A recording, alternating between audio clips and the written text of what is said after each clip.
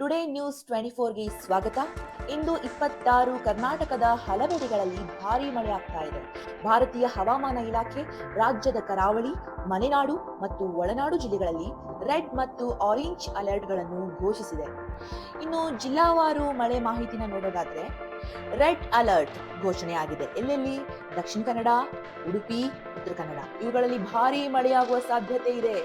ದಕ್ಷಿಣ ಕನ್ನಡ ಜಿಲ್ಲೆಯಲ್ಲಿ ಮಂಗಳೂರಿನ ಪಂಪ್ವೆಲ್ ಜಂಕ್ಷನ್ನಲ್ಲಿ ನೀರಿನ ನಿಲುವು ಮತ್ತು ವಿದ್ಯುತ್ ವ್ಯತ್ಯಯಗಳಂತಹ ಘಟನೆಗಳು ವರದಿಯಾಗಿವೆ. ಪುತ್ತೂರಿನಲ್ಲಿ ಎನ್ಡಿಆರ್ಎಫ್ ತಂಡವನ್ನು ನಿಯೋಜಿಸಲಾಗಿದೆ.